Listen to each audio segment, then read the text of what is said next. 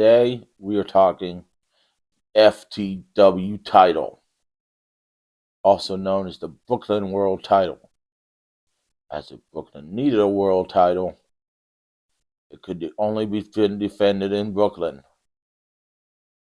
or could only be defended by people from Brooklyn, or Brooklyn is part of the world, or I don't know. It's the FTW title. It stands for Fuck the World title. Not fun to wrestle, as according to the AEW Fight Forever game. This title was created by Taz in ECW in 1998. Because Shane Douglas, the world champion, kept ducking him and was injured, refused to fight him and then was injured, and refused to fight him. So Taz created his own world title, declaring it the FTW title, or the Brooklyn World title, and it was originally a ECW television title with the strap painted orange. Taz put the Taz logo over the FTW logo and the Taz logo over the television title logo, and he put its stickers of the U.S. flag and the United Kingdom flag along with the Japanese flag over these side plates. Yeah, these were all stickers they just put on it. It was a really crafty title. Has put a lot of time and energy into this title. Now, later on,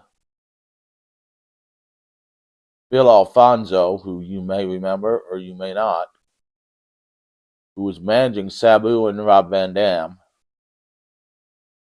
Yeah, you probably don't remember him. We're going into a lot of ECW history here.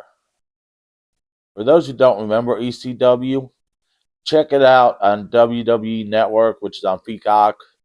ECW was awesome. But anyways, Bill Alfonso offered Taz a custom FTW title with the Taz logo on it and FTW on it, which is the FTW title we see today, with the black strap. If he helped Rob Van Dam and Sabu fight Shane Douglas and the Triple Threat.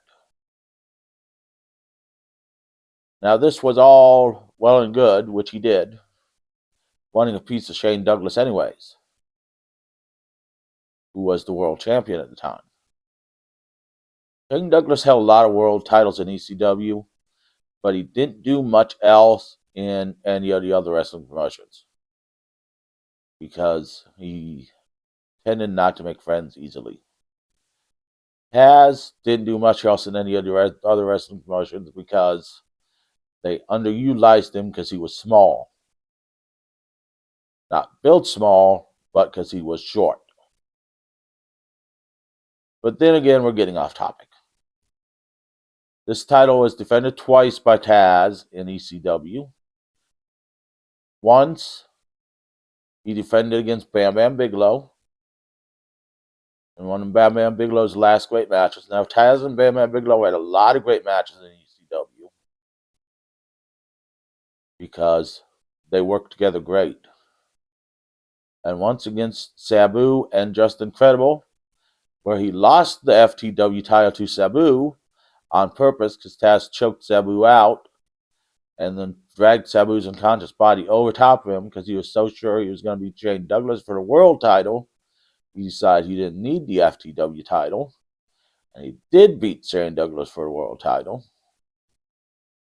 And Sabu was one of the longest reigning world champions in ECW history.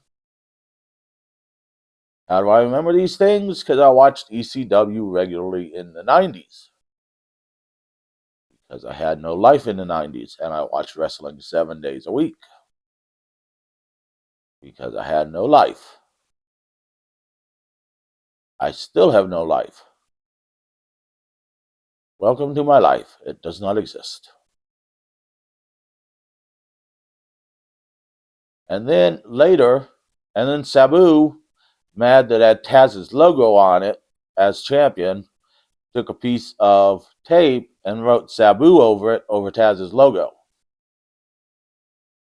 when he was FTW champion. Sabu later faced Taz in a title unification match. The first one ended in a 30-minute draw, and then Taz beat Sabu in the second one in 19 minutes to unify the FTW Championship with the World Championship. And then it was retired from ECW.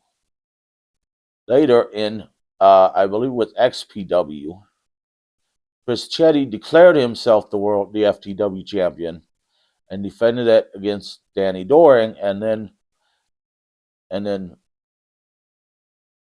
oh, my brain just went dead. Oh, and then used that with the World Championship.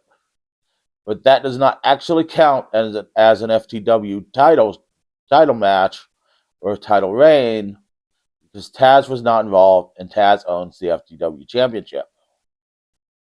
20 years later, Taz is in AEW, and he is managing Brian Cage, and Jon Moxley cannot face Brian Cage because Jon Moxley has to. Man, my brain is not working tonight.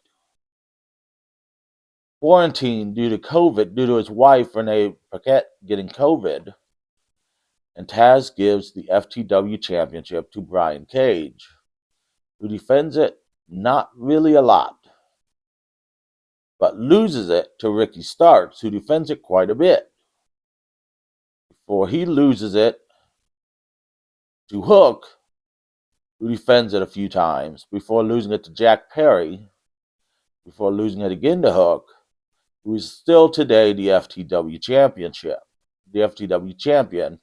and is also Taz's son, which is kind of, yeah, that's kind of how it should be. Taz created the belt, Taz's son has the belt. And it should replace the world title, I think, in AEW. It'll be right up there with the world title,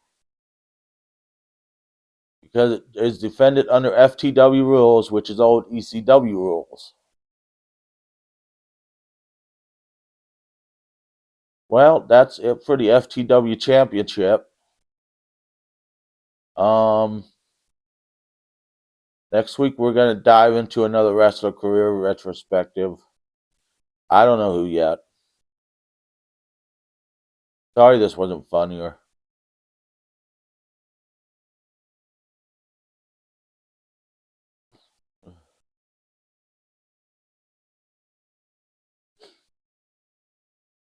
My brain is dead.